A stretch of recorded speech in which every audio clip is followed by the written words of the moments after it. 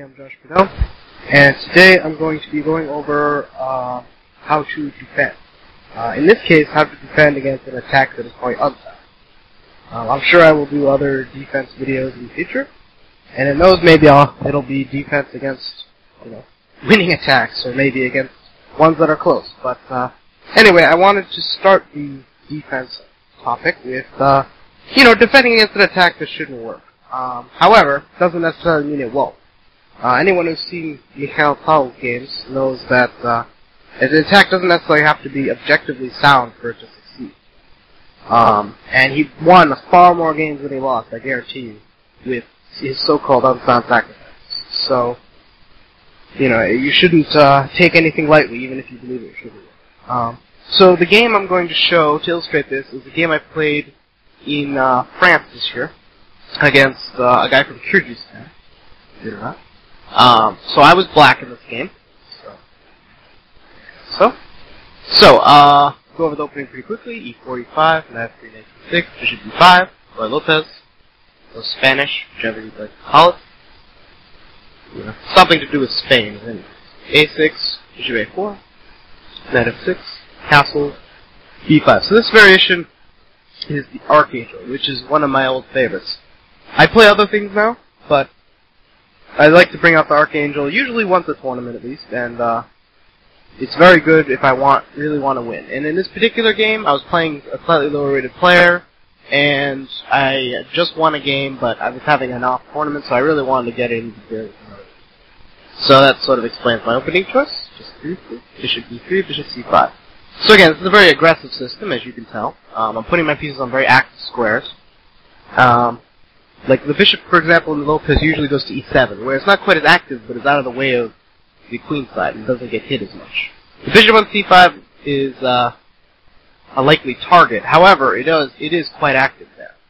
And if white plays too passively or doesn't punish, then it's nice to have it out. In any case, c3. a4, I believe, is a little bit more accurate, but play it this way. e6. a4. So I could play bishop g4 now, which is why playing a4 first is more accurate, because if you play this here, bishop g4 is slightly less good because it's illegal. So, anyway, c3, d6, a4. Now it's possible, but I wanted to keep it to mainstream Archangel, so I decided not to, so-called punish his move order. Again, bishop g4 is not amazing for black, it's just another option. So rook b8, which is now I've transposed. d4, bishop b6, a b5, a b5, and here knight a3 is the main move, after which black castles the second pawn, very fascinating position. But my opponent played queen d3, which is a move that was played against me a couple times by Alex Shabalov, pretty strong GM. Anyway, and Shabalov had beat me with this move once, and one time drew. Anyway, so it's a pretty interesting move, but it's not one of the most popular at the top level. But again, I think it's a reasonable move. The idea is now bishop g4 doesn't pin anything. White puts a little bit of pressure on b5, and sort of holds his position together with his queen. So it's sort of an interesting idea. So I castle. The first time I played Shabalov, I played bishop e7. But I think that move loses a little bit of time, and I shouldn't really be worried about white taking on b5. I mean, again, if you play the Archangel, you gotta be willing to sack that pawn, so. In any case, he plays bishop g5, which is normal. h6, bishop h4. Again, white's not really interested in taking the knight. Because I play queen takes, and his dark squares are going to always be weak, and the knight wasn't really that amazing. So bishop h4. So here, e takes d4 is the most popular move, but I think g5 is perfectly fine, which is what I play. Again, if you leave the pin too long, I've done this before, and I've had very bad experiences. The pin on the f6 knight is just brutal. You gotta get rid of it.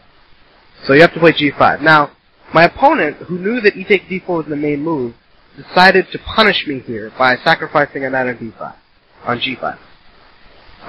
Bishop g3 would be the standard move, after which, normal stuff happens. I can take e5, play knight h5, something along those lines. I have lots of options. In any case, I think it would be the best. He played knight takes g5. So I knew from experience that this attack should not be sound. The reason I knew this is because I've played these positions quite a few times, not just against Shabalov. Shabalov actually played a similar sack, except I had the bishop on d7. It was in that game. And he ended up with some pressure, but I was down at least a tempo on this. Or rather, he got in a useful move, and I had bishop d7, which was debatable how useful bishop d7 is. And even that attack wasn't all that amazing. I managed to defend and actually had winning chances. However, in this case, White's going to be down a tempo on that. And basically the problem is White simply doesn't have enough pieces to attack with. Now, it looks very scary, and in fact is, but there's simply not enough attacking pieces. And that really is what causes White's downfall. Black has lots of defensive resources.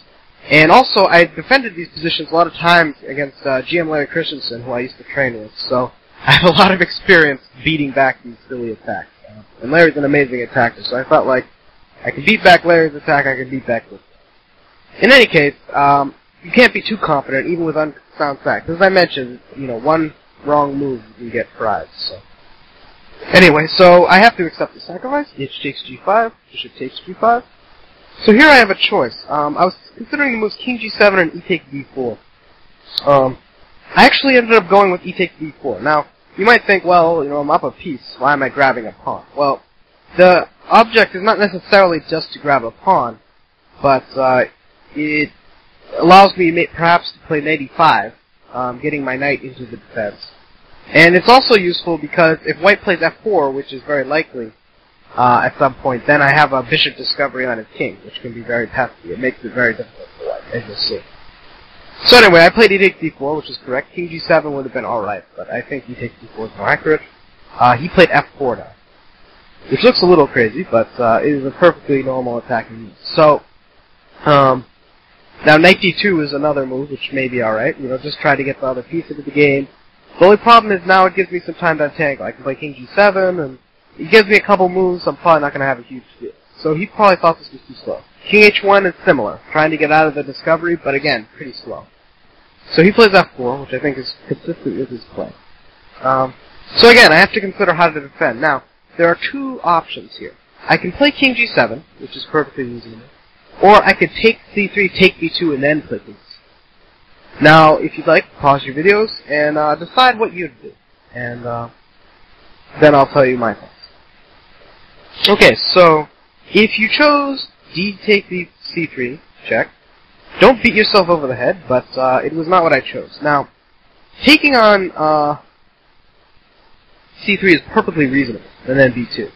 I've taken 2 extra pawns. However, I didn't do it for the following reasons. First, let's say he plays rook a3 after this, or rook a2.